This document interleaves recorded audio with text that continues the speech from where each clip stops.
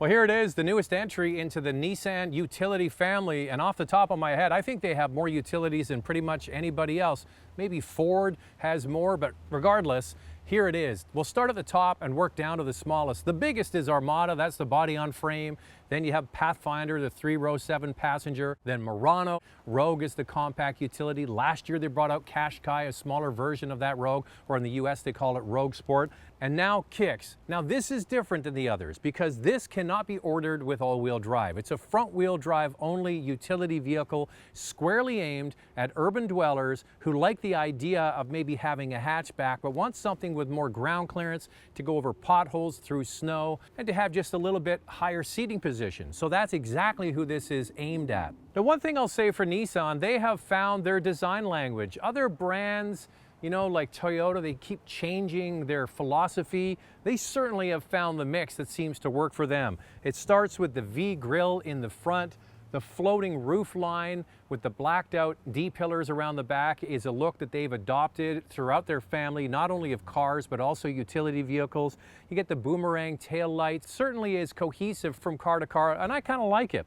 This product is available with the base model in Canada with steel wheels. You really want to go to the middle SV trim to get alloys. That's a few $1,000s more. And the one you see here is the top SR, which gives you the alloy wheels, upgraded headlamps. You can get available LED high and low beams, and that's what this car has. Also, there are 5 different paint colors and 5 different versions with 2 tones. So this has the gray on the body and the orange on top. So there are 5 different versions of that, which gives this car a little bit of attitude. So it's an urban vehicle that's supposed to be fun, not cute, fun. So let's get inside. I'll show you around. It's surprisingly roomy for their smallest utility vehicle and see if this hits the target, an urban utility vehicle. Let's go for a ride. Now, the moment I picked this Kicks up, I was surprised. I think this is going to be a very popular product because the price isn't outrageous, but you get a lot of features. First and foremost, you get standard forward collision warning with autonomous braking on every single model. However, you really should consider looking at the middle SV trim. It adds a lot of features for a few $1,000s more, starting especially in Canada with heated front seats. So that is important. Also, you're going to get satellite radio. That adds Android Auto and Apple CarPlay. In addition, you get a 7-inch screen in the instrument cluster, and you get the alloy wheels. So it's kind of a no-brainer that Nissan really wants you to spend a few $1,000s more and get the middle trim. Now, when you get the top trim, the one I'm in here, you get the faux leather seats, you get the LED headlamps and additional safety equipment. So you get the forward collision warning and autonomous braking. It adds things like cross traffic alert, things that people are looking for. Now, under the hood is a 1.6-liter 4-cylinder with 125 horsepower and 115 pound-feet of torque going through a continuously variable transmission to the front wheels only. No all-wheel drive in this product.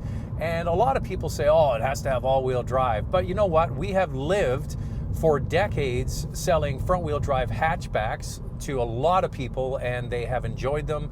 You put proper winter tires on this car, I'm sure you're going to be able to get most places. It's meant for the city, where hopefully they plow the streets. Now, this car could be a case study in design. They did so much right. A few things that they need to improve on, but they did so much right with the packaging. First and foremost, the seating position. You sit up high enough that you can see down the road.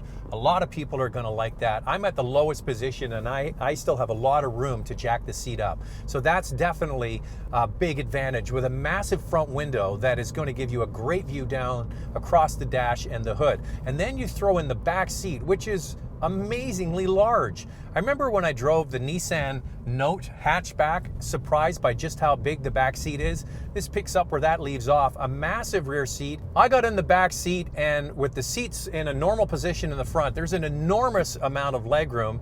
And even when I slouched down, it was amazing just how big it is. So this is a vehicle that certainly could be used by a family.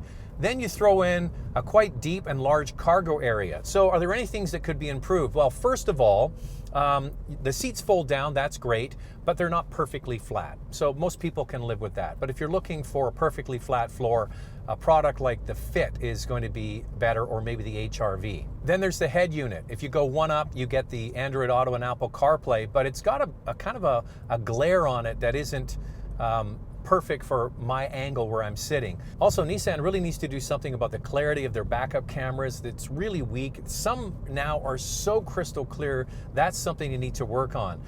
Two things about the ride. Now, it gives you certainly a planted feel on the road to let you know that you're driving a utility vehicle. But because it has a torsion beam rear suspension, sometimes over bumps, which is why this vehicle is supposed to be attractive for potholes and bumpy roads, the suspension feels a little crashy, especially from the back.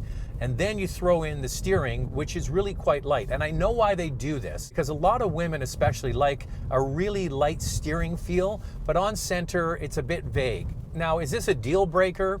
Absolutely not. You get used to the steering after a while. The crashiness of the rear suspension is something you need to pay attention to see if you can live with it. If you can live with it, there's more to like about this Kicks than to not like. So how would I describe the power? 125 horsepower, it's not setting the world on fire, but you know what? It's a small vehicle. And Nissan has improved generation after generation their CVT. And it doesn't show that much of the typical CVT-ness unless you've got your foot right into it.